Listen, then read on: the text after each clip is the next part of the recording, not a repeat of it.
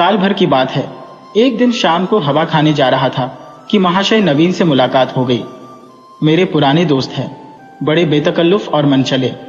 आगरे में मकान है, अच्छे कवि है। उनके कवि समाज में कई बार शरीक हो चुका हूं। ऐसा कविता का उपासक मैंने नहीं देखा। पेशा तो वकालत, पर डूबे रहते हैं काव्य चिंतन में। आदमी जहीन है, मुकदमा सामने आया और उसकी तह तक पहुंच गए। इसलिए कभी कभी मुकदमे मिल जाते हैं, लेकिन कचहरी के बाहर अदालत या मुकदमे की चर्चा उनके लिए निषिद्ध है। अदालत की चार दीवारी के अंदर 4-5 घंटे वह वकील होते हैं। चार दीवारी के बाहर निकलते ही कभी है सिर से पांव तक। जब देखिए कभी मंडल जमा है, कभी चर्चा हो रही है, रचनाएं सुन रहे हैं, मस्त होकर झूम रहे हैं, और अपनी रचना सुनाते समय तो उन पर एक तल्लीनता सी छा जाती है। कंठ स्वर भी इतना मधुर है कि उनके पद बाण की तरह सीधे कलीजे में उतर जाते हैं। अध्यात्म में माधुर्य की सृष्टि करना, निर्गुण में सगुण की बाहर दिखाना उनकी रचनाओं की विशेषता है। वह जब लखनऊ आते हैं मुझे पहले सूचना दे दिया करते हैं। आज उन्हें अनायास लखनऊ में देखकर मुझे आश्चर्य हुआ। आप यहाँ कैसे? कुशल तो है? मुझे आने की सूचना तक न दी। बोले भाईजान, एक जंजाल में फंस गया हूँ, आपको सूचित करने का समय न था।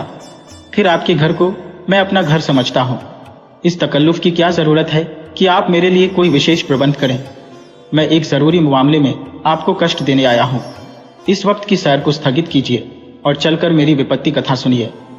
मैंने घबराकर कहा, आपने तो मुझे चिंता में डाल दिया। आप और विपत्ति कथा, मेरे तो प्राण सूखे जाते हैं। घर चलिए, चित्त शांत हो तो सुनाऊं। बाल बच्चे तो अच्छी तरह है? हाँ, सब अच्छी तरह है, वैसी कोई बात नहीं है। तो चलिए, रेस्टोरेंट में कुछ जलपान तो कर लीजिए। नहीं भाई, इस वक्त मुझे जलपान नहीं सोचता। हम दोनों घर की ओर चले। घर पहुंचकर उनका हाथ मुंह धुलाया, शरबत पिलाया। इलायची पान खाकर उन्होंने अपनी विपत्ति कथा सुनानी शुरू की। कुसुम के विवाह में आप गए ही थे, उसके पहले भी आपने उसे देखा था। मेरा विचार है कि किसी सरल प्रकृति के युवक को आकर्षित करने के लिए जिन गुणों की जरूरत है वह सब उसमें मौजूद है। आपका क्या ख्याल है? मैंने तत्परता से कहा, मैं आपसे कहीं ज्यादा कुसुम का प्रशंसक हूं। ऐसी लज्जाशील, सुघड़, सलीकेदार और विनोदिनी बालिका मैंने दूसरी नहीं देखी। महाशय नवीन ने करुण स्वर में कहा, वही कुसुम आज अपने पति के निर्दय व्यवहार के कारण रो रो कर प्राण दे रही है। उसका गौना हुए 1 साल हो रहा है। इस बीच में वह 3 बार ससुराल गई, पर उसका पति उससे बोलता ही नहीं। उसकी सूरत से बेजार है। मैंने बहुत चाहा कि उसे बुलाकर दोनों में सफाई करा दूं, मगर न आता है, न मेरे पत्रों का उत्तर देता है। न जाने क्या गांठ पड़ गई है कि उसने इस बेदर्दी से आंखें फेर ली। अब सुनता हूं उसका दूसरा विवाह होने वाला है। कुसुम का बुरा हाल हो रहा है। आप शायद उसे देखकर पहचान भी न सके। रात दिन रोने के सिवा दूसरा काम नहीं है। इससे आप हमारी परेशानी का अनुमान कर सकते हैं। जिंदगी की सारी अभिलाषाएं मिटी जाती है। हमें ईश्वर ने पुत्र न दिया, पर हम अपनी कुसुम को पाकर संतुष्ट थे और अपने भाग्य को धान्य मानते थे। उसे कितने लाड़ प्यार से पाला, कभी उसे फूल की छड़ी से भी न छुआ। उसकी शिक्षा दीक्षा में कोई बात उठा न रखी। उसने BA नहीं पास किया, लेकिन विचारों की प्रौढ़ता और ज्ञान विस्तार में किसी ऊंचे दर्जे की शिक्षित महिला से कम नहीं। आपने उसके लेख देखे हैं? मेरा ख्याल है बहुत कम देवियां वैसे लेख लिख सकती है। समाज, धर्म, नीति सभी विषयों में उसके विचार बड़े परिष्कृत हैं। बहस करने में तो वह इतनी पटु है कि मुझे आश्चर्य होता है। गृह प्रबंध में इतनी कुशल कि मेरे घर का प्राय सारा प्रबंध उसी के हाथ में था, किंतु पति की दृष्टि में वह पांव की धूल के बराबर भी नहीं। बार बार पूछता हूं, तूने उसे कुछ कह दिया है या क्या बात है? आखिर वह क्यों तुझसे इतना उदासीन है? इसके जवाब में रोकर यही कहती है, मुझसे तो उन्होंने कभी कोई बातचीत ही नहीं की। मेरा विचार है कि पहले ही दिन दोनों में कुछ मनमुटाव हो गया। वह कुसुम के पास आया होगा और उससे कुछ पूछा होगा। उसने मारी शर्म के जवाब न दिया होगा। संभव है उससे 2-4 बातें और भी की हो। कुसुम ने सिर न उठाया होगा। आप जानते ही हैं कि कितनी शर्मीली है। बस पतिदेव रूठ गए होंगे। मैं तो कल्पना ही नहीं कर सकता कि कुसुम जैसी बालिका से कोई पुरुष उदासीन रह सकता है, लेकिन दुर्भाग्य को कोई क्या करे। दुखिया ने पति के नाम कई पत्र लिखे, पर उस निर्दयी ने एक का भी जवाब न दिया। सारी चिट्ठियां लौटा दी। मेरी समझ में नहीं आता कि उस पाषाण हृदय को कैसे पिघलाऊं। मैं अब खुद तो उसे कुछ लिख नहीं सकता। आप ही कुसुम की प्राण रक्षा करें, नहीं तो शीघ्र ही उसके जीवन का अंत हो जाएगा और उसके साथ हम दोनों प्राणी भी सिधार जाएंगे। उसकी व्यथा अब नहीं देखी जाती। नवीन जी की आंखें सजल हो गईं। मुझे भी अत्यंत क्षोभ हुआ। उन्हें तसल्ली देता हुआ बोला, आप इतने दिनों इस चिंता में पड़े रहे, मुझसे पहले ही क्यों न कहा। मैं आज ही मुरादाबाद जाऊंगा और उस लौंडे की इस बुरी तरह खबर लूंगा कि वह भी याद करेगा। बच्चा को जबरदस्ती घसीट कर लाऊंगा और कुसुम के पैरों पर गिरा दूंगा।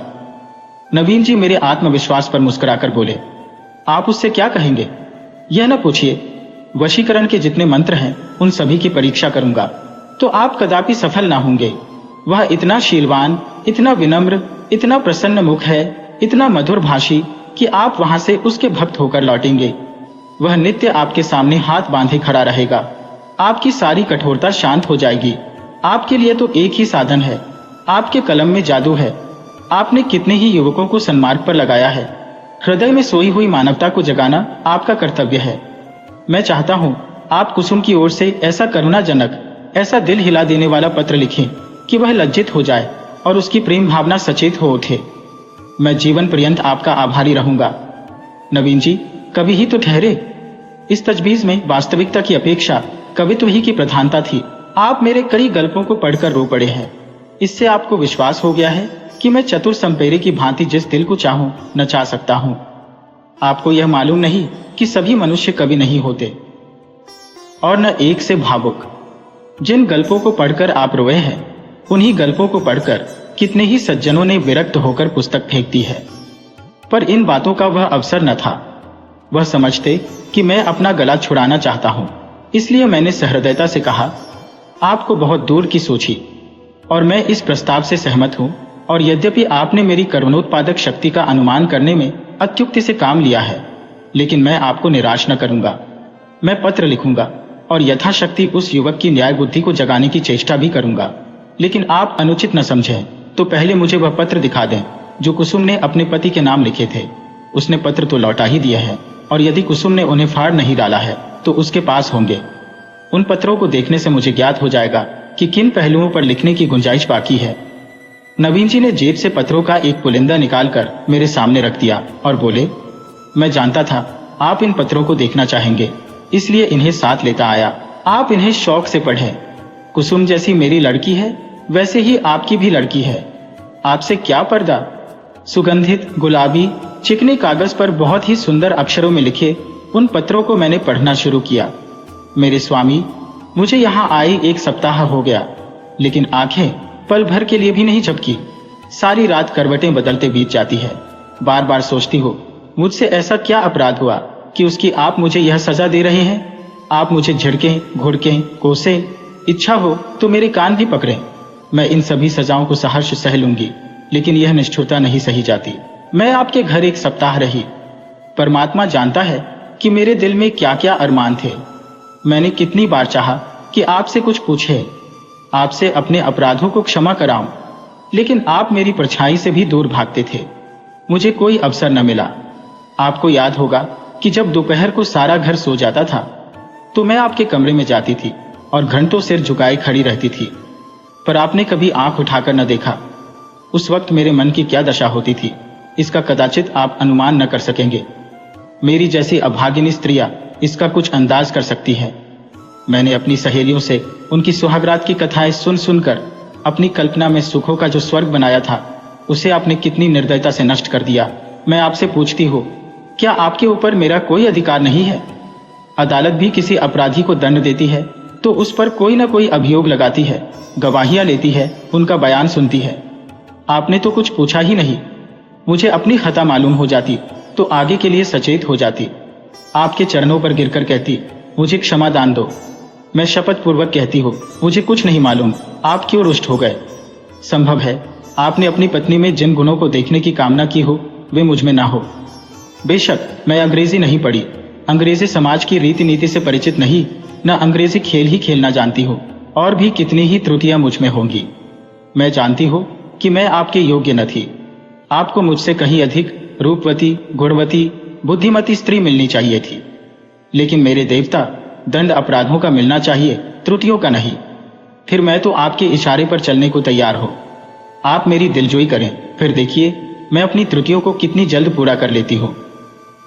आपका प्रेम कटाक्ष मेरे रूप को प्रदीप्त, मेरी बुद्धि को तीव्र और मेरे भाग्य को बलवान कर देगा। वह विभूति पाकर मेरी कायाकल्प हो जाएगी।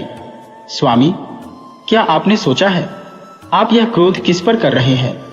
वह अबला जो आपके चरणों पर पड़ी हुई आपसे क्षमा दान मान रही है, जो जन्म जन्मांतर के लिए आपकी चेरी है, क्या इस क्रोध को सहन कर सकती है? मेरा दिल बहुत कमजोर है। मुझे रुलाकर आपको पश्चाताप के सिवा और क्या हाथ आएगा? इस क्रोधाग्नि की एक चिंगारी मुझे भस्म कर देने के लिए काफी है। अगर आपकी यह इच्छा है कि मैं मर जाऊं तो मैं मरने के लिए तैयार हूं। केवल आपका इशारा चाहती हूं। अगर मरने से आपका चित्त प्रसन्न हो तो मैं बड़े हर्ष से अपने को आपके चरणों पर समर्पित कर दूंगी। मगर इतना कहे बिना नहीं रहा जाता कि मुझ में 100 ऐब हो, पर एक गुण भी है। मुझे दावा है कि आपकी जितनी सेवा मैं कर सकती हूँ उतनी कोई दूसरी स्त्री नहीं कर सकती। आप विद्वान हैं, उदार हैं, मनोविज्ञान के पंडित हैं। आपकी लौंडी आपके सामने खड़ी दया की भीख मांग रही है, क्या उसे द्वार से ठुकरा दीजिएगा? आपकी अपराधिनी खुशून यह पत्र पढ़कर मुझे रोमांच हो आया।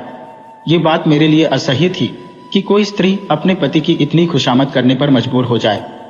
पुरुष अगर स्त्री से उदासीन रह सकता है तो स्त्री उसे क्यों नहीं ठुकरा सकती? वह दुष्ट समझता है कि विवाह ने एक स्त्री को उसका गुलाम बना दिया। वह उस अबला पर जितना अत्याचार चाहे करे, कोई उसका हाथ नहीं पकड़ सकता, कोई चूम भी नहीं कर सकता। पुरुष अपनी दूसरी, तीसरी, चौथी शादी कर सकता है। स्त्री से कोई संबंध न रखकर भी उस पर उसी कठोरता से शासन कर सकता है। वह जानता है कि स्त्री कुल मर्यादा के बंधनों में जकड़ी हुई है। उसे रो रो कर मर जाने के सिवा और कोई उपाय नहीं है। अगर उसे भय होता कि औरत भी उसकी ईंट का जवाब पत्थर से नहीं, ईंट से भी नहीं, केवल थप्पड़ से दे सकती है, तो उसे कभी इस बदमिजाजी का साहस ना होता। बिचारी स्त्री कितनी विवश है। शायद मैं कुसुम की जगह होता तो इस निष्ठुरता का जवाब इसकी 10 गुनी कठोरता से देता। उसकी छाती पर मुंह तलता, संसार के हिंसने की जरा भी चिंता न करता। समाज अबलाओं पर इतना जुल्म देख सकता है और छू तक नहीं करता। उसके रोने या हिंसने की मुझे जरा भी परवाह ना होती। अरे अभागे युवक, तुझे खबर नहीं तू अपने भविष्य की गर्दन पर कितनी बेदर्दी से छुरी फेर रहा है? यह वह समय है जब पुरुष को अपने प्रणय भंडार से स्त्री के माता पिता, भाई बहन, सखिया सहेलियां सभी के प्रेम की पूर्ति करनी पड़ती है। अगर पुरुष में यह सामर्थ्य नहीं है तो स्त्री की क्षुधित आत्मा को कैसे संतुष्ट रख सकेगा? परिणाम वही होगा जो बहुधा होता है। अबला कुड़ कुड़ कर मर जाती है। यही वह समय है जिसकी स्मृति जीवन में सदैव के लिए मिठास पैदा कर देती है। स्त्री की प्रेम सुधा इतनी तीव्र होती है कि वह पति का स्नेह पाकर अपना जीवन सफल समझती है और इस प्रेम के आधार पर जीवन के सारे कष्टों को हंस खेलकर सह लेती है। यही वह समय है जब हृदय में प्रेम का बसंत आता है और उसमें नई नई आशा कुंपलें निकलने लगती हैं। ऐसा कौन निर्दयी है जो इस ऋतु में उस वृक्ष पर कुल्हाड़ी चलाएगा? यही वह समय है जब शिकारी किसी पक्षी को उसके बसेरे से लाकर पिंजरे में बंद कर देता है। क्या वह उसकी गर्दन पर छुरी चलाकर उसका मधुर गान सुनने की आशा रखता है? मैंने दूसरा पत्र पढ़ना शुरू किया। मेरे जीवन धान 2 सप्ताह जवाब की प्रतीक्षा करने के बाद आज फिर यही उलाहना देने बैठी हो। जब मैंने वह पत्र लिखा था तो मेरा मन गवाही दे रहा था कि उसका उत्तर जरूर आएगा। आशा के विरुद्ध आशा लगाए हुए थी। मेरा मन अब भी इसे स्वीकार नहीं करता कि जानबूझकर उसका उत्तर नहीं दिया। कदाचित आपको अवकाश नहीं मिला, या ईश्वर न करे कहीं आप अस्वस्थ तो नहीं हो गए। किससे पूछूं? इस विचार से ही मेरा हृदय कांप रहा है। मेरी ईश्वर से यही प्रार्थना है कि आप प्रसन्न और स्वस्थ हों। पत्र मुझे न लिखे न सही, रोकर चुप ही तो हो जाऊंगी। आपको ईश्वर का वास्ता है, अगर आपको किसी प्रकार का कष्ट हो तो मुझे तुरंत पत्र लिखिए। मैं किसी को साथ लेकर आ जाऊंगी। मर्यादा और परिपाटी के बंधनों से मेरा जी घबराता है। ऐसी दशा में भी यदि आप मुझे अपनी सेवा से वंचित रखते हैं तो आप मुझसे मेरा वह अधिकार छीन रहे हैं जो मेरे जीवन की सबसे मूल्यवान वस्तु है। मैं आपसे और कुछ नहीं मांगती। आप मुझे मोटे से मोटा खिलाइए, मोटे से मोटा पहनाइए, मुझे जरा भी शिकायत ना होगी। मैं आपके साथ घोर से घोर विपत्ति में भी प्रसन्न रहूंगी। मुझे आभूषणों की लालसा नहीं, महल में रहने की लालसा नहीं, सैर तमाशे की लालसा नहीं, धान बटोरने की लालसा नहीं। मेरे जीवन का उद्देश्य केवल आपकी सेवा करना है, यही उसका ध्येय है। मेरे लिए दुनिया में कोई देवता नहीं, कोई गुरु नहीं, कोई हाकिम नहीं। मेरे देवता आप हैं, मेरे राजा आप हैं। मुझे अपने चरणों से न हटाइए, मुझे ठुकराइए नहीं। मैं सेवा और प्रेम के फूल लिए, कर्तव्य और व्रत की भेंट अंचल में सजाए आपकी सेवा में आई हूँ। मुझे इस भेंट को, इन फूलों को अपने चरणों पर रखने दीजिए। उपासक का काम तो पूजा करना है, देवता उसकी पूजा स्वीकार करता है या नहीं, ये सोचना उसका धर्म नहीं। मेरे सिरताज, शायद आपको पता नहीं आजकल मेरी क्या दशा है। यदि मालूम होता तो आप इस निष्ठुरता का व्यवहार न करते। आप पुरुष हैं, आपके हृदय में दया है, सहानुभूति है, उदारता है। मैं विश्वास नहीं कर सकती कि आप मुझ जैसी नाचीज पर क्रोध कर सकते हैं। मैं आपकी दया के योग्य हो, कितनी दुर्बल, कितनी अपंग, कितनी बेजुबान। आप सूर्य है, मैं अणु हो। आप अग्नि है, मैं तृण हो। आप राजा है, मैं भिखारिन हो। क्रोध तो बराबर वालों पर करना चाहिए। मैं भला आपके क्रोध का आघात कैसे सह सकती हूँ? अगर आप समझते हैं कि मैं आपकी सेवा के योग्य नहीं हो तो मुझे अपने हाथों से विष का प्याला दे दीजिए। मैं उसे सुधा समझकर सिर और आंखों से लगाऊंगी और आंखें बंद करके पी जाऊंगी। जब जीवन आपकी भेंट हो गया तो आप मारें या जलाएं, यह आपकी इच्छा है। मुझे यही संतोष काफी है कि मेरी मृत्यु से आप निश्चिंत हो गए। मैं तो इतना ही जानती हूँ कि मैं आपकी हो और सदैव आपकी रहूंगी, इस जीवन में ही नहीं बल्कि अनंत तक। अभागिनी कुसुम। यह पत्र पढ़कर मुझे कुसुम पर भी झुंझलाहट आने लगी और उस लौंडे से घृणा हो गई। माना, तुम स्त्री हो, आजकल के प्रथानुसार पुरुष को तुम्हारे ऊपर हर तरह का अधिकार है, लेकिन नम्रता की भी तो कोई सीमा होती है। तो उसे भी चाहिए कि उसकी बात न पूछे। स्त्रियों को धर्म और त्याग का पाठ पढ़ाकर हमने उनके आत्मसम्मान और आत्मविश्वास दोनों ही का अंत कर दिया। अगर पुरुष स्त्री का मोहताज नहीं तो स्त्री भी पुरुष की मोहताज क्यों है? ईश्वर ने पुरुष को हाथ दिए हैं तो क्या स्त्री को उससे वंचित रखा है? पुरुष के पास बुद्धि है तो क्या स्त्री अबोधा है? इसी नम्रता ने तो मर्दों का मिजाज आसमान पर पहुंचा दिया। पुरुष रूठ गया तो स्त्री के लिए मानो प्रलय आ गया। मैं तो समझता हूं कुसुम नहीं, उसका अभागा पति ही दया के योग्य है, जो कुसुम जैसी स्त्री की कद्र नहीं कर सकता। मुझे ऐसा संदेह होने लगा कि इस लौंडे ने कोई दूसरा रोग पाल रखा है, किसी शिकारी के रंगीन जाल में फंसा हुआ है। खैर, मैंने तीसरा पत्र खोला। प्रियतम, अब मुझे मालूम हो गया कि मेरी जिंदगी निरुद्देश्य है।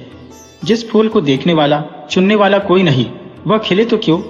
क्या इसीलिए कि मुरझाकर जमीन पर गिर पड़े और पैरों से कुचल दिया जाए? मैं आपके घर में 1 महीना रहकर दोबारा आई हूं।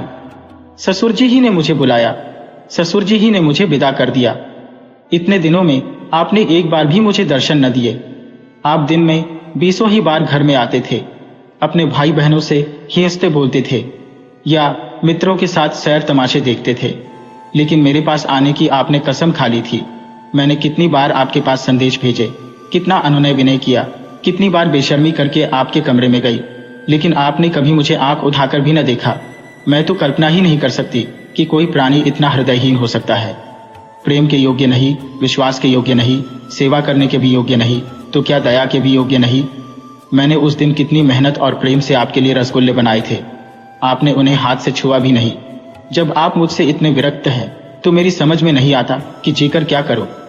न जाने यह कौन सी आशा है जो मुझे जीवित रखे हुए है। क्या अंधेर है कि आप सजा तो देते हैं पर अपराध नहीं बतलाते? यह कौन सी नीति है? आपको ज्ञात है, इस 1 मास में मैंने मुश्किल से 10 दिन आपके घर में भोजन किया होगा।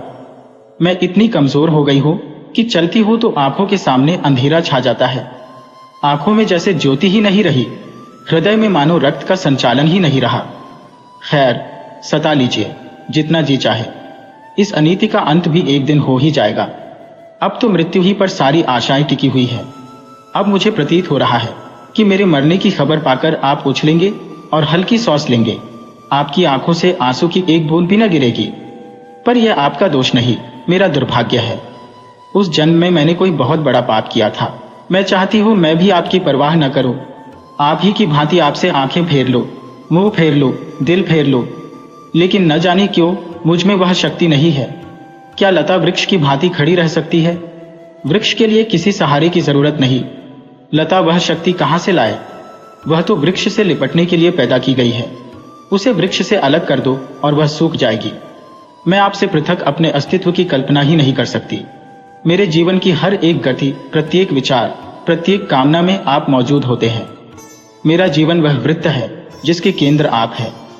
मैं वह हार हूं जिसके प्रत्येक फूल में आप धागे की भांति घुसे हैं।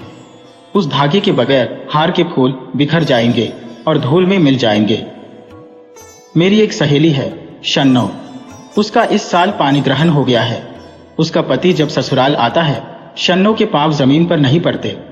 दिन भर में न जाने कितने रूप बदलती है। मुख कमल खिल जाता है। उल्लास संभाले नहीं संभलता। उसे बिखेरती लुटाती चलती है, हम जैसे अभागों के लिए। जब आकर मेरे गले से लिपट जाती है तो हर्ष और उन्माद की वर्षा से जैसे मैं लथपथ हो जाती हूँ। दोनों अनुराग से मतवाले हो रहे हैं। उनके पास धन नहीं है, जायदाद नहीं है, मगर अपनी दरिद्रता में ही मग्न है। इस अखंड प्रेम का एक क्षण, उसकी तुलना में संसार की कौन सी वस्तु रखी जा सकती है। मैं जानती ही यह रंगरेलियां और बेफिक्रियां बहुत दिन न रहेंगी। जीवन की चिंताएं और दुराशाएं उन्हें भी परास्त कर देंगी, लेकिन ये मधुर स्मृतियां संचित धान की भांति अंत तक उन्हें सहारा देती रहेंगी।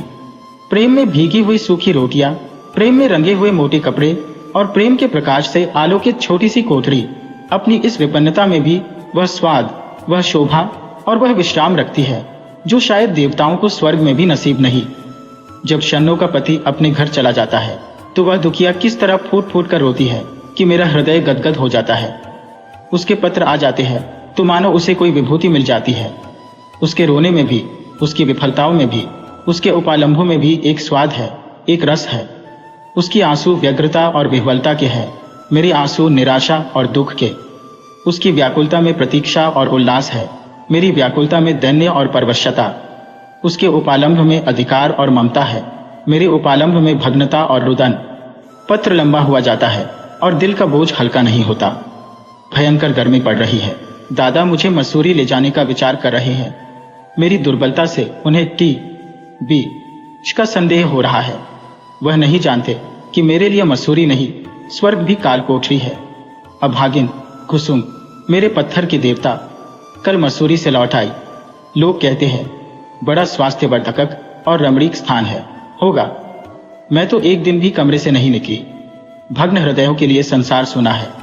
मैंने रात एक बड़े मजे का सपना देखा, बतलाऊं, पर क्या फायदा। न जाने क्यों मैं अब भी मौत से डरती हूं। आशा का कच्चा धागा मुझे अब भी जीवन से बांधे हुए है। जीवन उद्यान के द्वार पर जाकर बिना सैर किए लौट आना कितना हसरतनाक है। अंदर क्या सुषमा है, क्या आनंद है। मेरे लिए वह द्वार ही बंद है। कितनी अभिलाषाओं से विहार का आनंद उठाने चली थी, कितनी तैयारियों से, पर मेरे पहुंचते ही द्वार बंद हो गया है।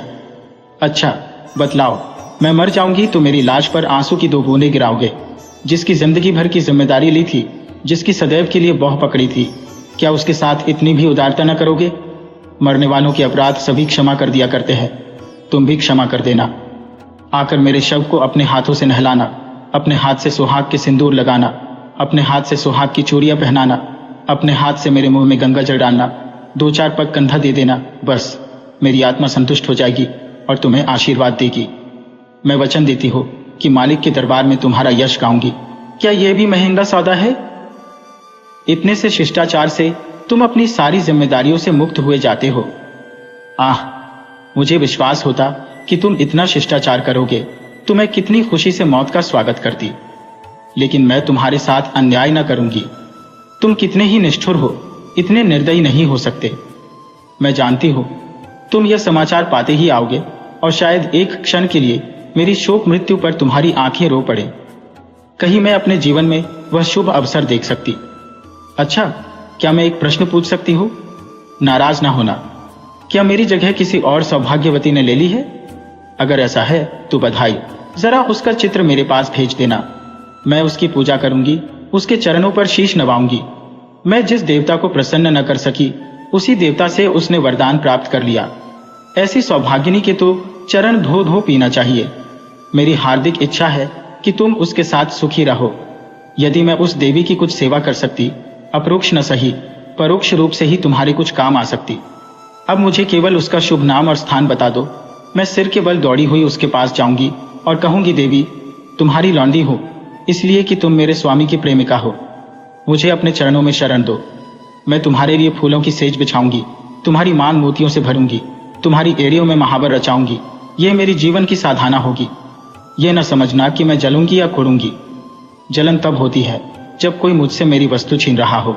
जिस वस्तु को अपना समझने का मुझे कभी सौभाग्य ना हुआ, उसके लिए मुझे जलन क्यों हो। अभी बहुत कुछ लिखना था, लेकिन डॉक्टर साहब आ गए हैं। बेचारा हृदयदाह को टी बी समझ रहा है। दुख की सताई हुई कुसुम। इन दोनों पत्रों ने धैर्य का प्याला भर दिया। मैं बहुत ही आवेशहीन आदमी हूं। भावुकता मुझे छू भी नहीं गई। अधिकांश कलाविदों की भांति मैं भी शब्दों से आंदोलित नहीं होता। क्या वस्तु दिल से निकलती है? क्या वस्तु केवल मर्म को स्पर्श करने के लिए लिखी गई है? ये भेद बहुधा मेरे साहित्यिक आनंद में बाधक हो जाता है। लेकिन इन पत्रों ने मुझे आपे से बाहर कर दिया। एक स्थान पर तो सचमुच मेरी आंखें भर आई। यह भावना कितनी वेदनापूर्ण थी कि वही बालिका जिस पर माता पिता प्राण छिड़कते रहते थे, विवाह होते ही इतनी विपदग्रस्त हो जाए। विवाह क्या हुआ, मानो उसकी चिता बनी या उसकी मौत का परवाना लिखा गया। इसमें संदेह नहीं कि ऐसी वैवाहिक दुर्घटनाएं कम होती हैं, लेकिन समाज की वर्तमान दशा में उनकी संभावना बनी रहती है। जब तक स्त्री पुरुष के अधिकार समान न होंगे, ऐसे आघात नित्य होते रहेंगे। दुर्बल को सताना कदाचित प्राणियों का स्वभाव है। काटने वाले कुत्तों से लोग दूर भागते हैं, सीधे कुत्ते पर बालवृंद विनोद के लिए पत्थर फेंकते हैं। तुम्हारे दो नौकर एक ही श्रेणी के हो, उनमें कभी झगड़ा न होगा, लेकिन आज उनमें से एक को अफसर और दूसरे को उसका मातहत बना दो। फिर देखो अफसर साहब अपने मातहत पर कितना रोब जमाते हैं। सुखमय दाम्पत्य की नींव अधिकार साम्य ही पर रखी जा सकती है। इस वैषम्य में प्रेम का निवास हो सकता है, मुझे तो इसमें संदेह है। हम आज जिसे स्त्री पुरुषों में प्रेम कहते हैं, वह वही प्रेम है जो स्वामी को अपने पशु से होता है। पशु सिर झुकाए काम किए चला जाए, स्वामी उसे भूसा और खली भी देगा और उसकी देह भी सहलाएगा, उसे आभूषण भी पहनाएगा। लेकिन जानवर ने जरा चाल धीमी की, जरा गर्दन टेढ़ी की कि मालिक का चाबुक पीठ पर पड़ा। इसे प्रेम नहीं कहते। खैर, मैंने 5वां पत्र खोला। जैसा मुझे विश्वास था, आपने मेरे पिछले पत्र का भी उत्तर न दिया। इसका खुला हुआ अर्थ है कि आपने मुझे परित्याग करने का संकल्प कर लिया है। जैसी आपकी इच्छा। पुरुष के लिए स्त्री पांव की जूती है, स्त्री के लिए तो पुरुष देवतुल्य है, बल्कि देवता से भी बढ़कर। विवेक का उदय होते ही वह पति की कल्पना करने लगती है। मैंने भी वही किया। जिस समय मैं गुड़िया खेलती थी, उसी समय आपने गुड्डे के रूप में मेरे मनोदेश में प्रवेश किया। मैंने आपके चरणों को पखारा, माला फूल और नैवेद्य से आपका सत्कार किया। कुछ दिनों के बाद कहानियां सुनने और पढ़ने की चाट पड़ी। तब आप कथाओं के नायक के रूप में मेरे घर आए। मैंने आपको हृदय में स्थान दिया। बाल्यकाल ही से आप किसी न किसी रूप में मेरे जीवन में घुसे हुए थे। वे भावनाएं मेरे अंतःस्थल की गहराइयों तक पहुंच गई है। मेरे अस्तित्व का एक एक अणु उन भावनाओं से गूंथा हुआ है। उन्हें दिल से निकाल डालना सहज नहीं है। उसके साथ मेरे जीवन के परमाणु भी बिखर जाएंगे। लेकिन आपकी यही इच्छा है तो यही सही। मैं आपकी सेवा में सब कुछ करने को तैयार थी। अभाव और विपन्नता का तो कहना ही क्या, मैं तो अपने को मिटा देने को भी राजी थी। आपकी सेवा में मिट जाना ही मेरे जीवन का उद्देश्य था। मैंने लज्जा और संकोच का परित्याग किया, आत्मसम्मान को पैरों से कुचला। लेकिन आप मुझे स्वीकार नहीं करना चाहते। मजबूर हो, आपका कोई दोष नहीं। अवश्य मुझसे कोई ऐसी बात हो गई है जिसने आपको इतना कठोर बना दिया है। आप उसे जबान पर लाना भी उचित नहीं समझते। मैं इस निष्ठुरता के सिवा और हर एक सजा झेलने को तैयार थी। आपके हाथ से जहर का प्याला लेकर पी जाने में मुझे विलंब न होता, किंतु विधि की गति निराली है। मुझे पहले इस सत्य के स्वीकार करने में बाधा थी कि स्त्री पुरुष की दासी है। मैं उसे पुरुष की सहचरी अर्धांगिनी समझती थी, पर अब मेरी आंखें खुल गईं। मैंने कई दिन हुए एक पुस्तक में पढ़ा था कि आदिकाल में स्त्री पुरुष की उसी तरह संपत्ति थी जैसा गाय बैल या खेत बाड़ी। पुरुष को अधिकार था स्त्री को बेचे, गिरोह रखे या मार डाले। विवाह की प्रथा उस समय केवल यह थी कि वर पक्ष अपने सूर सामंतों को लेकर सशस्त्र आता था, कन्या को उड़ा ले जाता था। कन्या के साथ कन्या के घर में रुपया पैसा, अनाज या पशु जो कुछ उसके हाथ लग जाता था उसे भी उठा ले जाता था। वह स्त्री को अपने घर ले जाकर उसके पैरों में बेड़ियां डालकर घर के अंदर बंद कर देता था। उसके आत्मसम्मान के भावों को मिटाने के लिए यह उपदेश दिया जाता था कि पुरुष ही उसका देवता है, सुहाग स्त्री की सबसे बड़ी विभूति है। आज कई हजार वर्षों के बीतने पर पुरुष के उस मनोभाव में कोई परिवर्तन नहीं हुआ। पुरानी सभी प्रथाएं कुछ विकृत या संस्कृत रूप में मौजूद है। आज मुझे मालूम हुआ कि उस लेखक ने स्त्री समाज की दशा का कितना सुंदर निरूपण किया था। अब आपसे मेरा सविनय अनुरोध है, और यही अंतिम अनुरोध है, कि आप मेरे पत्रों को लौटा दें। आपके दिए हुए गहने और कपड़े अब मेरे किसी काम के नहीं। इन्हें अपने पास रखने का मुझे कोई अधिकार नहीं। आप जिस समय चाहें वापस मंगवा लें। मैंने उन्हें एक पेटारी में बंद करके अलग रख दिया है। उसकी सूची भी वही रखी हुई है, मिला लीजिएगा। आज से आप मेरी जबान या कलम से कोई शिकायत न सुनेंगे। इस भ्रम को भूलकर भी दिल में स्थान न दीजिएगा कि मैं आपसे बेवफाई या विश्वासघात करूंगी। मैं इसी घर में कुड़ कर मर जाऊंगी, पर आपकी ओर से मेरा मन कभी मैला ना होगा। मैं जिस जलवायु में पली हूँ उसका मूल तत्व है पति में श्रद्धा। ईर्ष्या या जलन भी उस भावना को मेरे दिल से नहीं निकाल सकती। मैं आपकी कुल मर्यादा की रक्षिका हूँ। उस अमानत में जीते जी खनायत न करूंगी। अगर मेरे बस में होता तो मैं उसे भी वापस कर देती, लेकिन यहाँ मैं भी मजबूर हूँ और आप भी मजबूर हैं। मेरी ईश्वर से यही विनती है कि आप जहाँ रहें कुशल से रहें। जीवन में मुझे सबसे कटु अनुभव जो हुआ वह यही है कि नारी जीवन अधम है, अपने लिए, अपने माता पिता के लिए, अपने पति के लिए। उसकी कदर न माता के घर में है न पति के घर में। मेरा घर शोकागार बना हुआ है। अम्मा रो रही है, दादा रो रहे हैं, कुटुंब के लोग रो रहे हैं। एक मेरी जात से लोगों को कितनी मानसिक वेदना हो रही है। कदाचित वे सोचते होंगे ये कन्या कुल में न आती तो अच्छा होता। मगर सारी दुनिया एक तरफ हो जाए, आपके ऊपर विजय नहीं पा सकती। आप मेरे प्रभु हैं। आपका फैसला अटल है। उसकी कहीं अपील नहीं, कहीं फरियाद नहीं। खैर, आज से यह कांड समाप्त हुआ। अब मैं हूं और मेरा दलित भग्न हृदय। हसरत यही है कि आपकी कुछ सेवा न कर सकी। अभागिनी कुसुम। मालूम नहीं मैं कितनी देर तक मूक वेदना की दशा में बैठा रहा कि महाशय नवीन बोले, आपने इन पत्रों को पढ़कर क्या निश्चय किया? मैंने रोते हुए हृदय से कहा, अगर इन पत्रों ने उस नर पिशाच के दिल पर कोई असर न किया तो मेरा पत्र भला क्या असर करेगा? इससे अधिक करुणा और वेदना मेरी शक्ति के बाहर है। ऐसा कौन सा धार्मिक भाव है जिसे इन पत्रों में स्पर्श न किया गया हो? दया, लज्जा, तिरस्कार, न्याय, मेरे विचार में तो कुसुम ने कोई पहलू नहीं छोड़ा। मेरे लिए अब यही अंतिम उपाय है कि उस शैतान के सिर पर सवार हो जाऊं और उससे मुंह दर मुंह बातें करके इस समस्या की तह तक पहुंचने की चेष्टा करूं। अगर उसने मुझे कोई संतोषप्रद उत्तर न दिया तो मैं उसका और अपना खून एक कर दूंगा। या तो मुझे को फांसी होगी या वही काले पानी जाएगा। कुसुम ने जिस धैर्य और साहस से काम लिया है वह सराहनीय है। आप उसे सांत्वना दीजिएगा। मैं आज रात की गाड़ी से मुरादाबाद जाऊंगा और परसों तक जैसी कुछ परिस्थिति होगी उसकी आपको सूचना दूंगा। मुझे तो यह कोई चरित्रहीन और बुद्धिहीन युवक मालूम होता है। मैं उस बहक में जाने क्या क्या बकता रहा। इसके बाद हम दोनों भोजन करके स्टेशन चले। वह आगरे गए, मैंने मुरादाबाद का रास्ता लिया। उनके प्राण अब भी सूखे जाते थे कि क्रोध के आवेश में कोई पागलपन न कर बैठूं। मेरे बहुत समझाने पर उनका चित्त शांत हुआ। मैं प्रातःकाल मुरादाबाद पहुंचा और जॉच शुरू कर दी। इस युवक के चरित्र के विषय में मुझे जो संदेह था वह गलत निकला। मोहल्ले में, कॉलेज में, उसके इष्ट मित्रों में सभी उसके प्रशंसक थे। अंधेरा और गहरा होता हुआ जान पड़ा। संध्या समय मैं उसके घर जा पहुंचा।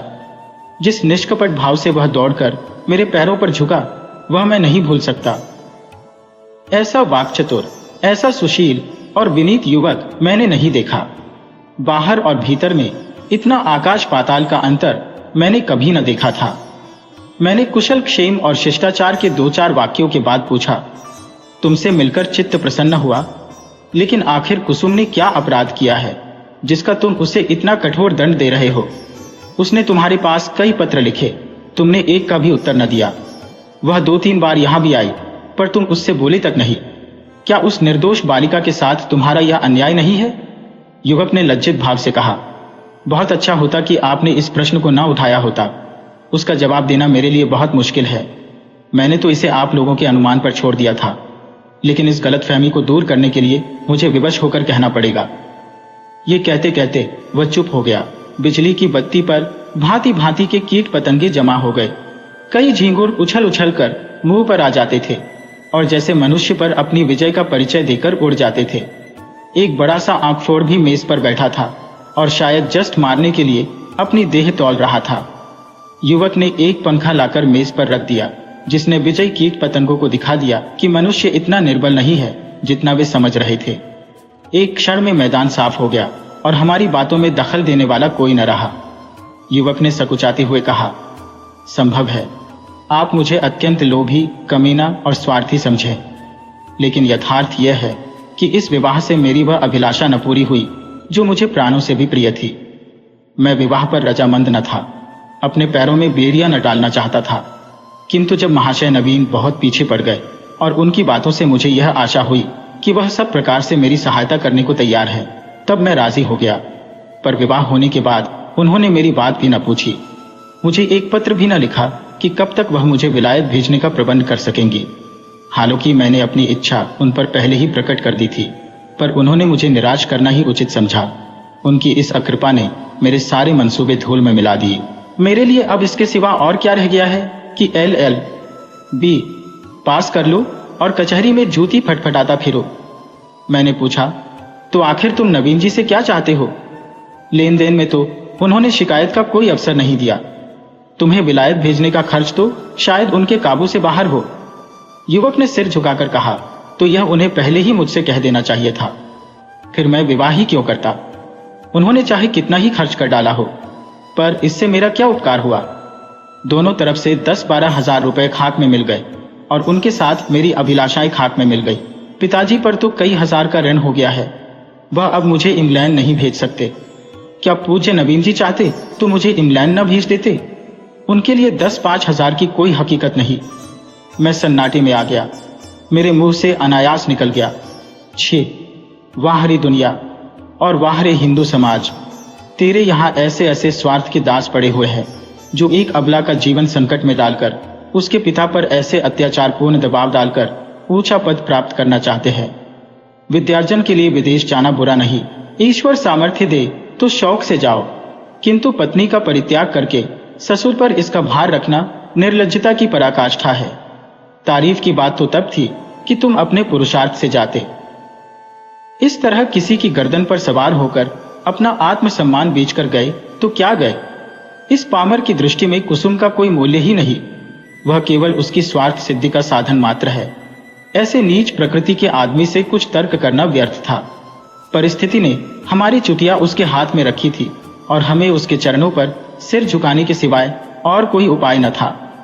दूसरी गाड़ी से मैं आगरे जा पहुंचा और नवीन जी से यह वृत्तांत कहा। उन बेचारे को क्या मालूम था कि यहाँ सारी जिम्मेदारी उन्हीं के सिर डाल दी गई है। यद्यपि इस मंदी ने उनकी वकालत भी ठंडी कर रखी है और वह 10-5 हजार का खर्च सुगमता से नहीं उठा सकते, लेकिन इस युवक ने उनसे इसका संकेत भी किया होता तो वह अवश्य कोई न कोई उपाय करते। कुसुम के सिवा दूसरा उनका कौन बैठा हुआ है? उन बेचारे को तो इस बात का ज्ञान ही न था। अतएव मैंने यूं ही उनसे यह समाचार कहा तो वह बोल उठे, छी, इस जरा सी बात को इस भले आदमी ने इतना तूल दे दिया। आप आज ही उसे लिखते हैं कि वह जिस वक्त जहां पढ़ने के लिए जाना चाहे शौक से जा सकता है। मैं उसका सारा भार स्वीकार करता हूं। साल भर तक निर्दयी ने कुसुम को रुला रुलाकर मार डाला। घर में इसकी चर्चा हुई। कुसुम ने भी मां से सुना। मालूम हुआ 1000 का चेक उसके पति के नाम भेजा जा रहा है, पर इस तरह जैसे किसी संकट का मोचन करने के लिए अनुष्ठान किया जा रहा हो। कुसुम ने भ्रुकुटी सिकोड़कर कहा, अम्मा, दादा से कह दो, कहीं रुपये भेजने की जरूरत नहीं। माता ने विस्मित होकर बालिका की ओर देखा। कैसे रुपये? अच्छा, वही, क्यों, इसमें क्या हर्ज है? लड़के का मन है तो विलायत जाकर पढ़े, हम क्यों रोकने लगे? यूं भी उसी का है, वो भी उसी का नाम है, हमें कौन छाती पर लाद कर ले जाना है? नहीं, आप दादा से कह दीजिए 1 पाई न भेजें। आखिर इसमें क्या बुराई है? इसीलिए कि यह उसी तरह की डाकाजनी है जैसी बदमाश लोग किया करते हैं। किसी आदमी को पकड़कर ले गए और उसके घर वालों से उसके मुक्तिधन के तौर पर अच्छी रकम ऐंठ ली। माता ने तिरस्कार की आंखों से देखा। कैसी बातें करती हो बेटी, इतने दिनों के बाद तो जाके देवता सीधे हुए हैं और तुम उन्हें फिर चिढ़ाई देती हो। कुसुम ने झल्लाकर कहा, ऐसे देवता का रूठे रहना ही अच्छा। जो आदमी इतना स्वार्थी, इतना दम्भी, इतना नीच है, उसके साथ मेरा निर्वाह न होगा। मैं कहे देती हूँ, वहां रुपये गए तो मैं जहर खा लूंगी। इसे दिल लगी न समझना। मैं ऐसे आदमी का मुंह भी नहीं देखना चाहती। दादा से कह देना और अगर तुम्हें डर लगता हो तो मैं खुद कह दूं। मैंने स्वतंत्र रहने का निश्चय कर लिया है। माँ ने देखा, लड़की का मुखमंडल आरक्त हो उठा है, मानो इस प्रश्न पर वह न कुछ कहना चाहती है न सुनना। दूसरे दिन नवीन जी ने यह हाल मुझसे कहा तो मैं एक आत्मविस्मृत की दशा में दौड़ा हुआ गया और कुसुम को गले लगा लिया। मैं नारियों में ऐसा ही आत्माभिमान देखना चाहता हूँ। कुसुम ने वह कर दिखाया जो मेरे मन में था और जिसे प्रकट करने का साहस मुझ में न था। साल भर हो गया है, कुसुम ने पति के पास एक पत्र भी नहीं लिखा और न उसका जिक्र ही करती है। नवीन जी ने कई बार जमाई को मना लाने की इच्छा प्रकट की, पर कुसुम उसका नाम भी सुनना नहीं चाहती। उसमें स्वावलंबन की ऐसी दृढ़ता आ गई है कि आश्चर्य होता है। उसके मुख पर निराशा और वेदना के पीलेपन और तेजहीनता की जगह स्वाभिमान और स्वतंत्रता की लाली और तेजस्विता भासित हो गई है।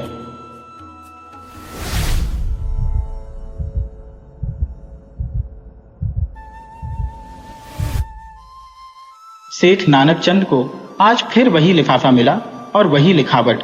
सामने आई तो उनका चेहरा पीला पड़ गया। लिफाफा खोलते हुए हाथ और हृदय दोनों कांपने लगे।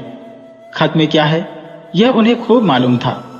इसी तरह के 2 खत पहले पा चुके थे। इस तीसरे खत में भी वही धाम किया है, इसमें उन्हें संदेह न था।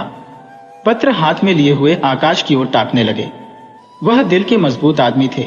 धमकियों से डरना उन्होंने न सीखा था। मुर्दों से भी अपनी रकम वसूल कर लेते थे। दया या उपकार जैसी मानवीय दुर्बलताएं उन्हें छू भी न गई थी, नहीं तो महाजन ही कैसे बनते। उस पर धर्मनिष्ठ भी थे। हर पूर्णमासी को सत्यनारायण की कथा सुनते थे। हर मंगल को महावीर जी को लड्डू चढ़ाते थे। नित्य प्रति जमुना में स्नान करते थे और हर एकादशी को व्रत रखते और ब्राह्मणों को भोजन कराते थे। और इधर जब से घी में करारा नफा होने लगा था, एक धर्मशाला बनवाने की फिक्र में थे। जमीन ठीक कर ली थी। उनके असामियों में सैकड़ों ही थोई और बेलदार थे जो केवल सूद में काम को तैयार थे। इंतजार यही था कि कोई ईंट और चूने वाला फंस जाए और 10-20 हजार का दस्तावेज लिखा ले तो सूद में ईंट और चूना भी मिल जाए। इस धर्मनिष्ठा ने उनकी आत्मा को और भी शक्ति प्रदान कर दी थी। देवताओं के आशीर्वाद और प्रताप से उन्हें कभी किसी सौदे में घाटा नहीं हुआ और भीषण परिस्थितियों में भी वह स्थिर चित्त रहने के आदी थे। किंतु जब से यह धमकियों से भरे हुए पत्र मिलने लगे थे, उन्हें बरबस तरह तरह की शंकाएं व्यथित करने लगी थी। कहीं सचमुच डाकुओं ने छापा मारा तो कौन उनकी सहायता करेगा। दैवी बाधाओं में तो देवताओं की सहायता पर वह तकिया कर सकते थे, पर सिर पर लटकती हुई इस तलवार के सामने वह श्रद्धा कुछ काम न देती थी। रात को उनके द्वार पर केवल एक चौकीदार रहता है। अगर 10-20 हथियारबंद आदमी आ जाएं तो वह अकेला क्या कर सकता है। शायद उनकी आहट पाते ही भाग खड़ा हो। पड़ोसियों में ऐसा कोई नजर न आता था जो इस संकट में काम आवे। यद्यपि सभी उनके असामी थे या रह चुके थे, लेकिन यह एहसान फरामोशों का संप्रदाय है। जिस पत्तल में खाता है उसी में छेद करता है। जिसके द्वार पर अवसर पड़ने पर नाक रगड़ता है उसी का दुश्मन हो जाता है। इनसे कोई आशा नहीं। हाँ, किवानी सुदरर है, उन्हें तोड़ना आसान नहीं। फिर अंदर का दरवाजा भी तो है। 100 आदमी लग जाइयन तो हिलायन हिले और किसी ओर से हमले का खटका नहीं। इतनी ऊंची सपाट दीवार पर कोई क्या खा के चढ़ेगा। फिर उनके पास राइफलें भी तो हैं। एक राइफल से वह दर्जनों आदमियों को भून कर रख देंगे। मगर इतने प्रतिबंधों के होते हुए भी उनके मन में एक हुक सी समाई रहती थी। कौन जाने चौकीदार भी उन्हीं में मिल गया हो, खिदमतगार भी आस्तीन के सांप हो गए हो। इसलिए वह अब बहुधा अंदर ही रहते थे और जब तक मिलने वालों का पता ठिकाना न पूछ ले उनसे मिलते न थे। फिर भी 2-4 घंटे तो चौपाल में बैठने ही पड़ते थे, नहीं तो सारा कारोबार मिट्टी में न मिल जाता। जितनी देर बाहर रहते थे उनके प्राण जैसे सूली पर टगे रहते थे। उधार उनके मिजाज में बड़ी तब्दीली हो गई थी। इतने विनम्र और मिष्टभाषी वह कभी न थे। गालियां तो क्या, किसी से तूतकार भी न करते। सूद की दर भी कुछ घटा दी थी, लेकिन फिर भी चित्त को शांति न मिलती थी। आखिर कई मिनट तक दिल को मजबूत करने के बाद उन्होंने पत्र खोला और जैसे गोली लग गई। सिर में चक्कर आ गया और सारी चीजें नाचती हुई मालूम हुई। सांस फूलने लगी, आंखें फैल गईं। लिखा था, तुमने हमारे दोनों पत्रों पर कुछ भी ध्यान न दिया। शायद तुम समझते होगे कि पुलिस तुम्हारी रक्षा करेगी, लेकिन यह तुम्हारा भ्रम है। पुलिस उस वक्त आएगी जब हम अपना काम करके 100 कोस निकल गए होंगे। तुम्हारी अक्ल पर पत्थर पड़ गया है, इसमें हमारा कोई दोष नहीं। हम तुमसे सिर्फ 25,000 रुपये मांगते हैं। इतने रुपए दे देना तुम्हारे लिए कुछ भी मुश्किल नहीं। हमें पता है कि तुम्हारे पास 1 लाख की मोहरें रखी हुई है, लेकिन विनाश काले विपरीत बुद्धि। अब हम तुम्हें और ज्यादा न समझाएंगे। तुमको समझाने की चेष्टा करना ही व्यर्थ है। आज शाम तक अगर रुपए न आ गए तो रात को तुम्हारे ऊपर धावा होगा। अपनी हिफाजत के लिए जिसे बुलाना चाहो बुला लो, जितने आदमी और हथियार जमा करना चाहो जमा कर लो। हम ललकार कर आएंगे और दिन दहाड़े आएंगे। हम चोर नहीं हैं, हम वीर हैं और हमारा विश्वास बाहुबल में है। हम जानते हैं कि लक्ष्मी उसी के गले में जमार डालती है जो धनुष तोड़ सकता है, मछली को बेधा सकता है। यदि सेठ ने तुरंत बही खाते बंद कर दिए और रोकड़ संभालकर तिजोरी में रख दिया और सामने का द्वार भीतर से बंद करके मरे हुए से केसर के पास आकर बोले, आज फिर वही खत आया केसर, अब आज ही आ रहे हैं। केसर दोहरे बदन की स्त्री थी। यौवन बीत जाने पर भी युवती शौक श्रृंगार में लिप्त रहने वाली, उस फलहीन वृक्ष की तरह जो पतझड़ में भी हरी भरी पत्तियों से लदा रहता है। संतान की विफल कामना में जीवन का बड़ा भाग बिता चुकने के बाद अब उसे अपनी संचित माया को भोगने की धुन सवार रहती थी। मालूम नहीं कब आंखें बंद हो जाएं, फिर यह थाती किसके हाथ लगेगी, कौन जाने। इसलिए उसे सबसे अधिक भय बीमारी का था, जिसे वह मौत का पैगाम समझती थी और नित्य ही कोई न कोई दवा खाती रहती थी। काया के इस वस्त्र को उस समय तक उतारना न चाहती थी जब तक उसमें एक तार भी बाकी रहे। बाल बच्चे होते तो वह मृत्यु का स्वागत करती, लेकिन अब तो उसके जीवन ही के साथ अंत था। फिर क्यों न वह अधिक से अधिक समय तक जिए। हाँ, वह जीवन निरानंद अवश्य था, उस मधुर ग्रास की भांति जिसे हम इसलिए खा जाते हैं कि रखे रखे सड़ जाएगा। उसने घबराकर कहा, मैं तुमसे कब से कह रही हूं कि 2-4 महीनों के लिए यहां से कहीं भाग चलो, लेकिन तुम सुनते ही नहीं। आखिर क्या करने पर तुले हुए हो। सेठ जी सशंक तो थे और यह स्वाभाविक था।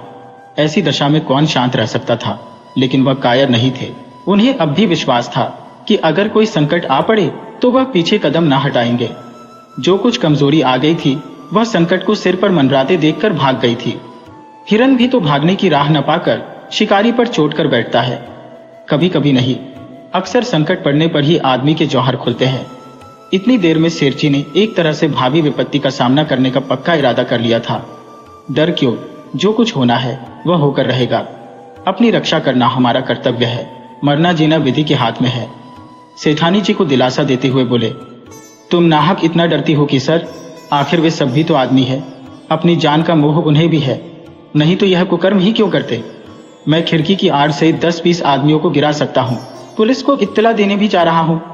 पुलिस का कर्तव्य है कि हमारी रक्षा करे। हम 10,000 सालाना टैक्स देते हैं, किस लिए। मैं अभी दरोगाजी के पास जाता हूँ। जब सरकार हमसे टैक्स लेती है तो हमारी मदद करना उसका धर्म हो जाता है। राजनीति का यह तत्व उसकी समझ में नहीं आया। वह तो किसी तरह उस भय से मुक्त होना चाहती थी जो उसके दिल में सांप की भांति बैठा फुफकार रहा था। पुलिस का उसे जो अनुभव था उससे चित्त को संतोष न होता था। बोली, पुलिस वालों को बहुत देख चुकी, वारदात के समय तो उनकी सूरत नहीं दिखाई देती, जब वारदात हो चुकती है तब अलबत्ता शान के साथ आकर रोब जमाने लगते हैं। पुलिस तो सरकार का राज चला रही है, तुम क्या जानो।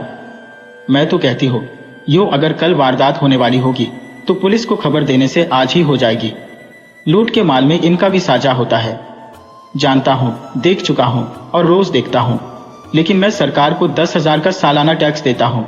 पुलिस वालों का आदर सत्कार भी करता रहता हूँ। अभी जाड़ों में सुपरिंटेंडेंट साहब आए थे तो मैंने कितनी रसद पहुंचाई थी, एक पूरा कनस्तर घी और एक शक्कर की पूरी बोरी भेज दी थी। यह सब खिलाना पिलाना किस दिन काम आएगा। हाँ, आदमी को 16 आने दूसरों के भरोसे न बैठना चाहिए। इसलिए मैंने सोचा है तुम्हें भी बंदूक चलाना सिखा दूं। हम दोनों बंदूकें छोड़ना शुरू करेंगे तो डाकुओं की क्या मजाल है कि अंदर कदम रख सकें। प्रस्ताव हास्यजनक था। केसर ने मुस्कुराकर कहा, हाँ और क्या, अब आज मैं बंदूक चलाना सीखूंगी। तुमको जब देखो हंसी ही सोचती है। इसमें हंसी की क्या बात है। आजकल तो औरतों की फौजें बन रही है, सिपाहियों की तरह औरतें भी कवायद करती हैं, बंदूक चलाती हैं, मैदानों में खेलती हैं। औरतों के घर में बैठने का जमाना अब नहीं है। विलायत की औरतें बंदूक चलाती होंगी, यहाँ की औरतें क्या चलाएंगी। हाँ, हाथ भर की जबान चाहे चला लें। यहाँ की औरतों ने बहादुरी के जो काम किए हैं उनसे इतिहास के पन्ने भरे पड़े हैं। आज दुनिया उन वृत्तांतों को पढ़कर चकित हो जाती है। पुराने जमाने की बातें छोड़ो, तब औरतें बहादुर रही होंगी। आज कौन बहादुरी कर रही है। वाह, अभी हजारों औरतें घर बार छोड़कर हंसते हंसते जेल चली गई। ये बहादुरी नहीं थी। अभी पंजाब में हरनाथ कुंवर ने अकेले 4 सशस्त्र डाकुओं को गिरफ्तार किया और लाट साहब तक ने उसकी प्रशंसा की। क्या जाने वे कैसी औरतें हैं। मैं तो डाकुओं को देखते ही चक्कर खाकर गिर पड़ूंगी। उसी वक्त नौकर ने आकर कहा, सरकार, थाने से 4 कांस्टेबल आए हैं, आपको बुला रहे हैं। सेठ जी प्रसन्न होकर बोले, थानेदार भी हैं? नहीं सरकार, अकेले कांस्टेबल है। थानेदार क्यों नहीं आया? यह कहते हुए सेठ जी ने पान खाया और बाहर निकले। सेठ जी को देखते ही चारों कांस्टेबलों ने झुककर सलाम किया, बिल्कुल अंग्रेजी कायदे से, मानो अपने किसी अफसर को सैल्यूट कर रहे हो। सेठ जी ने उन्हें बेंचों पर बैठाया और बोले, दरोगा जी का मिजाज तो अच्छा है, मैं तो उनके पास आने वाला था। चारों में जो सबसे प्रौढ़ था, जिसकी आस्तीन पर कई बिल्ले लगे हुए थे, बोला, आप क्यों तकलीफ करते हैं, वह तो खुद ही आ रहे थे, पर एक बड़ी जरूरी तहकीकात आ गई, इससे रुक गए। कल आपसे मिलेंगे। जब से यहाँ डाकुओं की खबरें आई हैं, बेचारे बहुत घबराए हुए हैं। आपकी तरफ हमेशा उनका ध्यान रहता है। कई बार कह चुके हैं कि मुझे सबसे ज्यादा फिक्र सेठ जी की है। गुमनाम खत तो आपके पास भी आए होंगे। सेठ जी ने लापरवाही दिखाकर कहा, अजी, ऐसी चिट्ठियां आती ही रहती हैं, इनकी कौन परवाह करता है। मेरे पास तो 3 खत आ चुके हैं, मैंने किसी से जिक्र भी नहीं किया। कांस्टेबल हंसा, दरोगा जी को खबर मिली थी। सच? हाँ साहब, रत्ती रत्ती खबर मिलती रहती है। यहां तक मालूम हुआ है कि कल आपके मकान पर उनका धावा होने वाला है। जभी तो आज दरोगा जी ने मुझे आपकी खिदमत में भेजा, मगर वहां कैसे खबर पहुंची, मैंने तो किसी से कहा ही नहीं। कांस्टेबल ने रहस्यमय भाव से कहा, हुजूर, ये न पूछें, इलाके के सबसे बड़े सेठ के पास ऐसे खत आए और पुलिस को खबर न हो। भला कोई बात है? फिर ऊपर से बराबर ताकीद आती रहती है कि सेठ जी को शिकायत का कोई मौका न दिया जाए। सुपरिंटेंडेंट साहब की खास ताकीद है आपके लिए। और हुजूर, सरकार भी तो आप ही के बूते पर चलती है। सेठ साहूकारों के जान माल की हिफाजत न करे तो रहे कहाँ। हमारी होते मजाल है कि कोई आपकी तरफ तिरछी आंखों से देख सके, मगर ये कमबख्त डाकू इतने दिलेर और तादाद में इतने ज्यादा है कि थाने के बाहर उनसे मुकाबला करना मुश्किल है। दरोगा जी गारद मंगाने की बात सोच रहे थे, मगर ये हथियारे कहीं एक जगह तो रहते नहीं।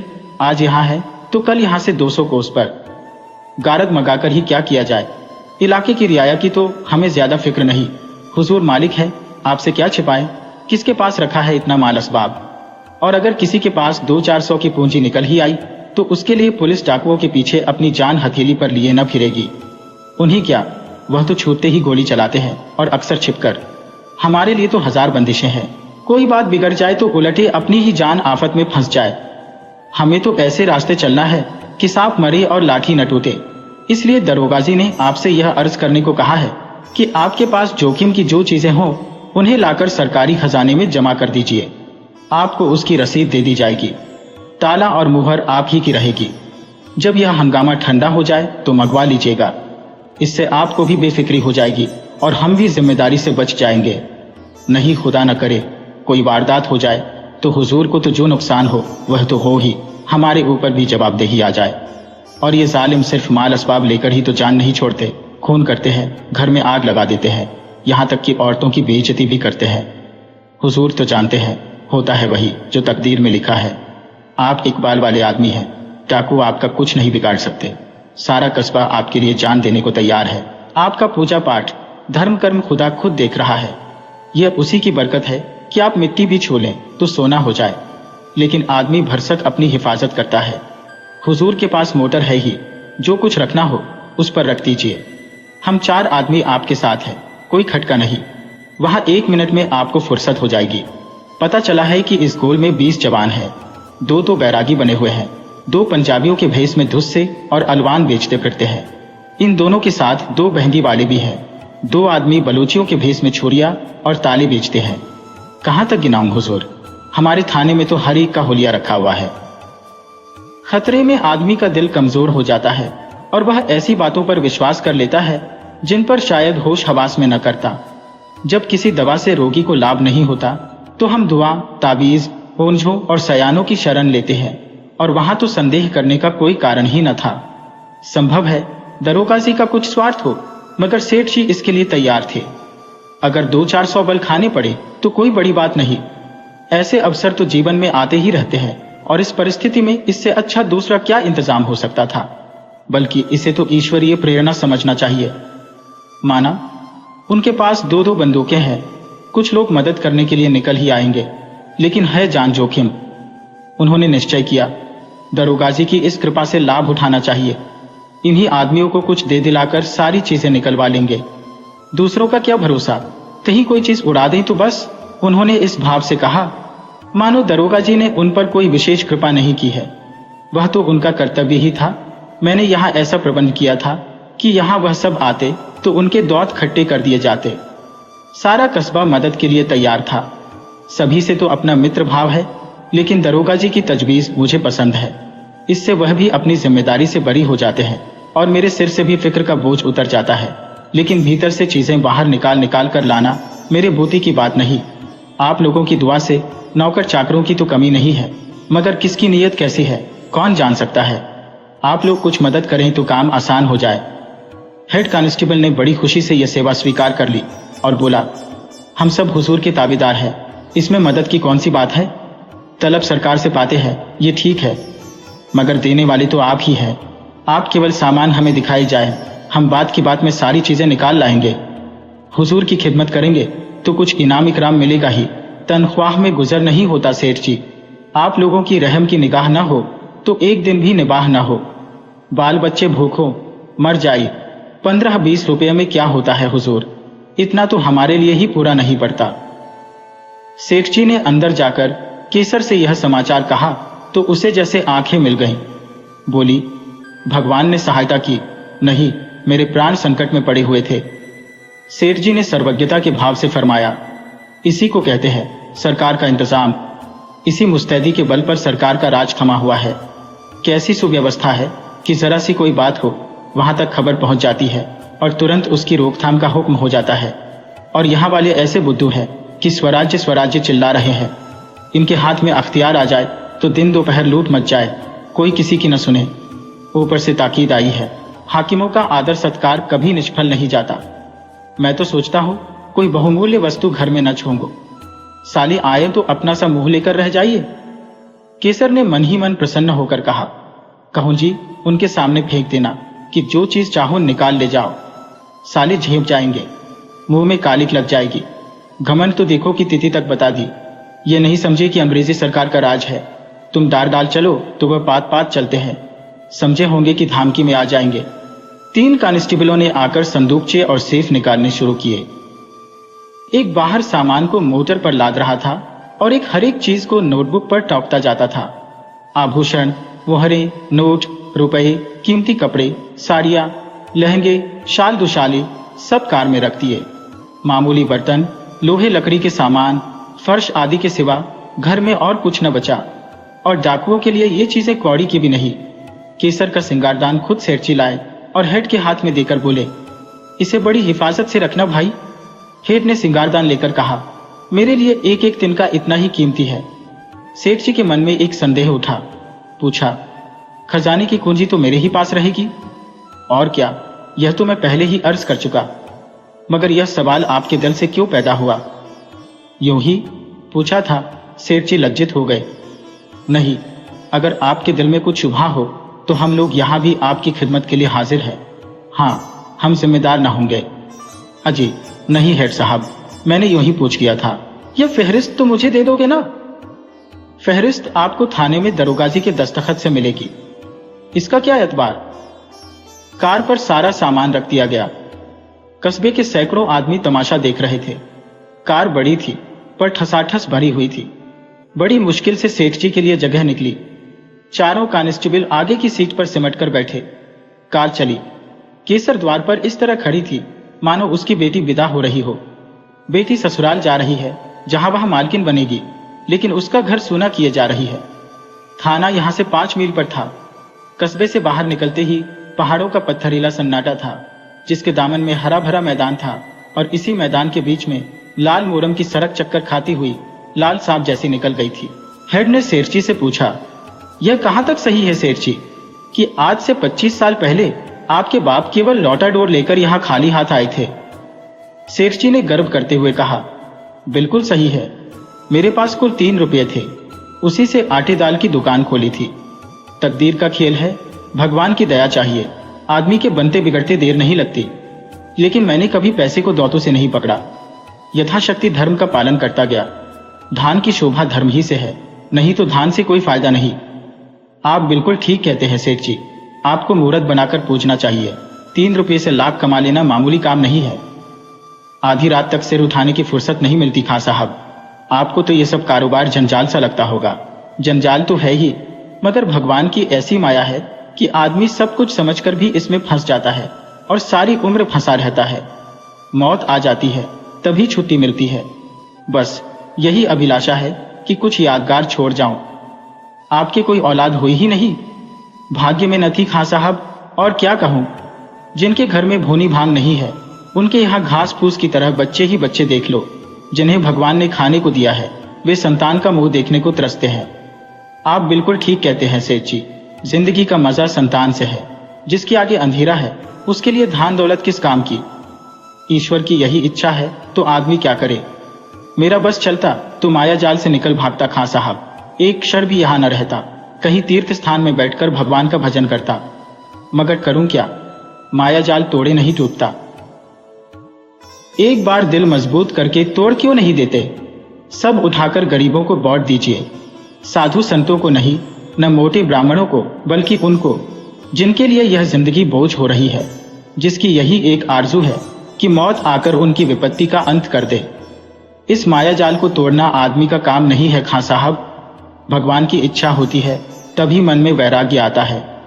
आज भगवान ने आपके ऊपर दया की है। हम इस माया जाल को मकड़ी के जाले की तरह तोड़कर आपको आजाद करने के लिए भेजे गए हैं। भगवान आपकी भक्ति से प्रसन्न हो गए हैं और आपको इस बंधन में नहीं रखना चाहते, जीवन मुक्त कर देना चाहते हैं। ऐसी भगवान की दया हो जाती तो क्या पूछना खां साहब। भगवान की ऐसी ही दया है सेठ जी, विश्वास मानिए। हमें इसीलिए उन्होंने मृत्युलोक में तैनात किया है। हम कितने ही माया जाल के कैदियों की बेड़ियां काट चुके हैं। आज आपकी बारी है। सेठ जी की नाड़ियों में जैसे रक्त का प्रवाह बंद हो गया। सहमी हुई आंखों से सिपाहियों को देखा, फिर बोले, आप बड़े हंसोड़ हो खां साहब।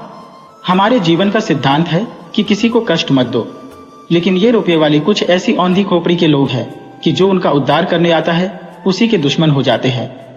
हम आपकी बेड़ियां काटने आए हैं, लेकिन अगर आपसे कहें कि यह सब जमा जथा और लता पता छोड़कर घर की राह लीजिए, तो आप चीखना चिल्लाना शुरू कर देंगे। हम लोग वही खुदाई फौजदार हैं जिनके इत्तलाई खत आपके पास पहुंच चुके हैं। सेठ जी मानो आकाश से पाताल में गिर पड़े। सारी ज्ञानेंद्रियों ने जवाब दे दिया और इसी मूर्छा की दशा में वह मोटर कार से नीचे धकेल दिए गए और गाड़ी चल पड़ी। सेठ जी की चेष्टा जाग पड़ी। बदहवास गाड़ी के पीछे दौड़े, हुजूर सरकार तबाह हो जाए नगे, दया कीजिए, घर में एक कौड़ी भी नहीं है। हेड साहब ने खिड़की से बाहर हाथ निकाला और 3 रुपये जमीन पर फेंक दिए। मोटर की चाल तेज हो गई। सेठ जी सिर पकड़कर बैठ गए और विक्षिप्त नेत्रों से मोटर कार को देखा, जैसे कोई शव स्वर्गारोही प्राण को देखे। उनके जीवन का स्वप्न उड़ा चला जा रहा था।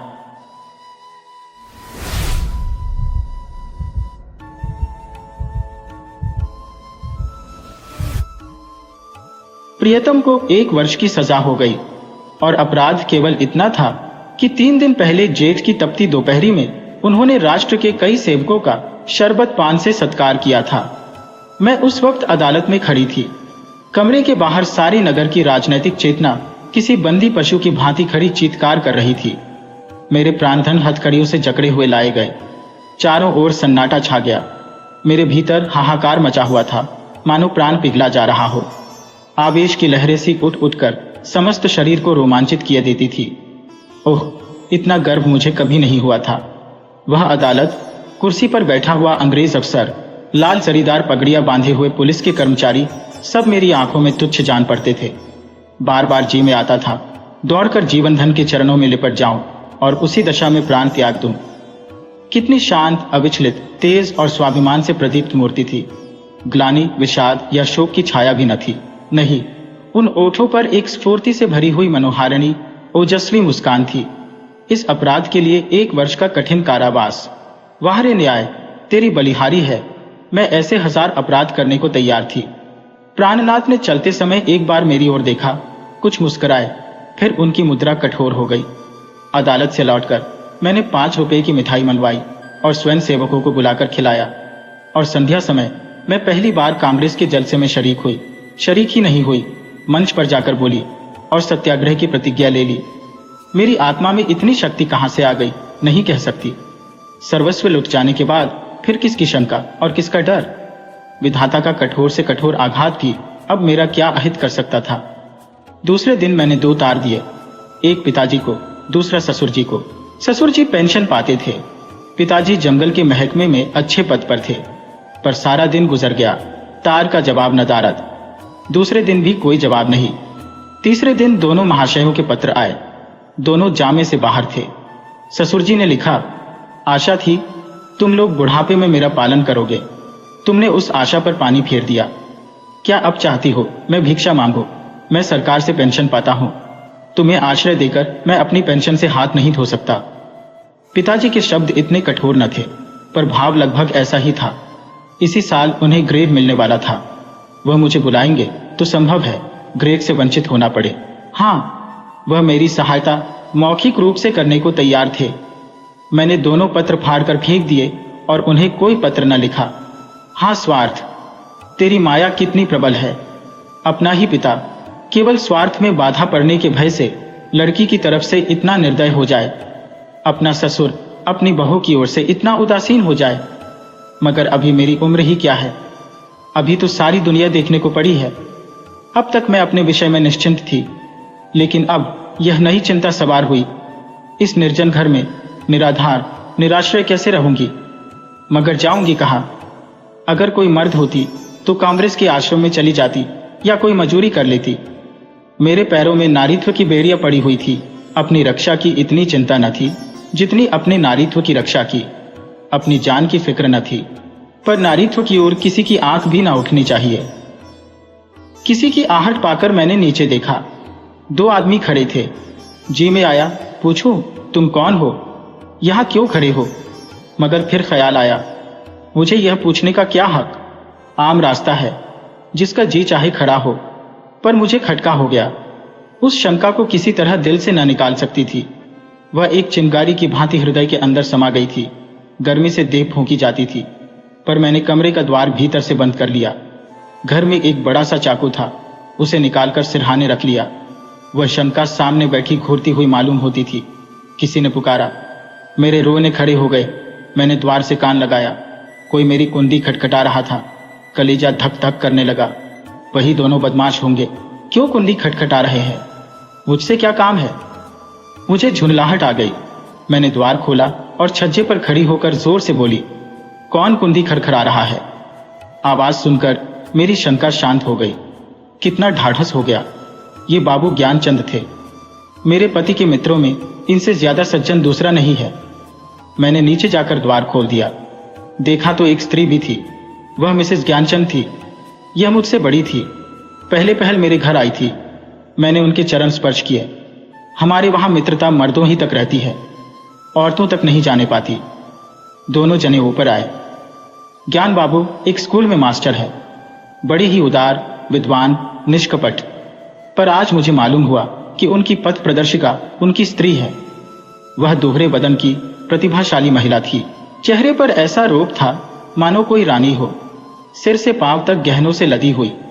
मुख सुंदर न होने पर भी आकर्षक था। शायद मैं उन्हें कहीं और देखती तो मुंह फेर लेती।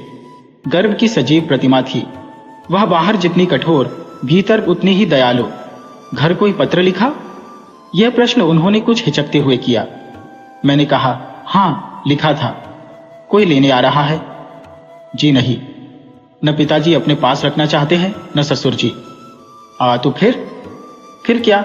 अभी तो यहीं पड़ी हूं। तो मेरे घर क्यों नहीं चलती? अकेले तो इस घर में मैं न रहने दूंगी। खुफिया के 2 आदमी इस वक्त भी डटे हुए हैं। मैं पहले ही समझ गई थी, दोनों खुफिया के आदमी होंगे।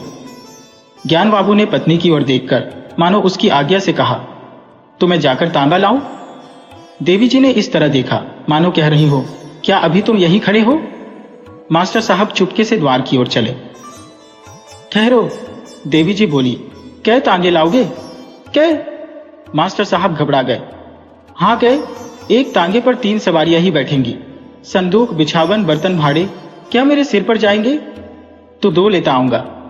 मास्टर साहब डरते डरते बोले, एक तांगे में कितना सामान भर दोगे? तो 3 लेता आऊं। अरे तो जाओगे भी, जरा सी बात के लिए घंटा भर लगा दिया।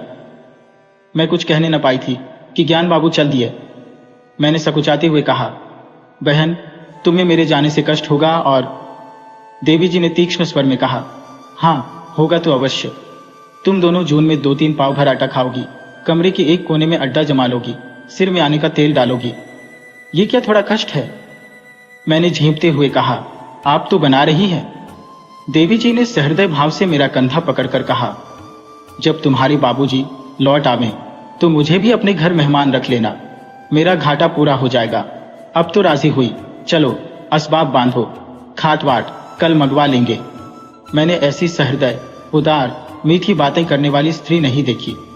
मैं उनकी छोटी बहन होती तो भी शायद इससे अच्छी तरह न रखती। चिंता या क्रोध को तो जैसे उन्होंने जीत लिया हो। सदैव उनके मुख पर मधुर विनोद खेला करता था। कोई लड़का बाला न था, पर मैंने उन्हें कभी दुखी नहीं देखा।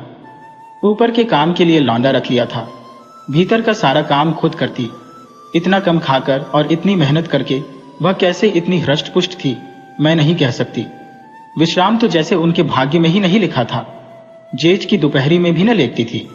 हाँ, मुझे कुछ न करने देती। उस पर जब देखो कुछ खिलाने को सिर पर सवार। मुझे यहां बस यही एक तकलीफ थी। मगर 8 ही दिन गुजरे थे कि एक दिन मैंने उन्हीं दोनों खुफियों को नीचे बैठा देखा। मेरा माथा ठनका, ये अभागे यहां भी मेरे पीछे पड़े हैं। मैंने तुरंत बहन जी से कहा, वे दोनों बदमाश यहां भी मंडरा रहे हैं। उन्होंने हिकारत से कहा, कुत्ते हैं, फिरने दो। मैं चिंतित होकर बोली, कोई स्वाद न करा करें। उसी बेपरवाही से बोली, भूखने के सिवा और क्या कर सकते हैं? मैंने कहा, काट भी तो सकते हैं। हंसकर बोली, इसके डर से कोई भाग तो नहीं जाता ना? मगर मेरी दाल में मक्खी पड़ गई। बार बार छज्जे पर जाकर उन्हें टहलते देखा थी। ये सब मेरे पीछे पड़े हुए हैं। आखिर मैं नौकरशाही का क्या बिगाड़ सकती हूँ? मेरी सामर्थ्य ही क्या है? क्या यह सब इस तरह से मुझे यहां से भगाने पर तुले हैं? इससे उन्हें क्या मिलेगा? यही तो कि मैं मारी मारी फिरूं। कितनी नीची तबीयत है। 1 हफ्ता और गुजर गया। खुफिया ने पिंड न छोड़ा। मेरे प्राण सूखते जाते थे। ऐसी दशा में यहां रहना मुझे अनुचित मालूम होता था, पर देवी जी से कुछ कह न सकती थी। एक दिन शाम को ज्ञान बाबू आए तो घबराए हुए थे। मैं बरामदे में थी, परवल छील रही थी। ज्ञान बाबू ने कमरे में जाकर देवी जी को इशारे से बुलाया। वीडियो अच्छी लगे हो तो इसे लाइक करें और ऐसी ही मजेदार कहानियों के लिए चैनल को सब्सक्राइब करें और बेल आइकन दबाएं। ज़्यादा से ज़्यादा अपने दोस्तों को शेयर करें। धन्यवाद।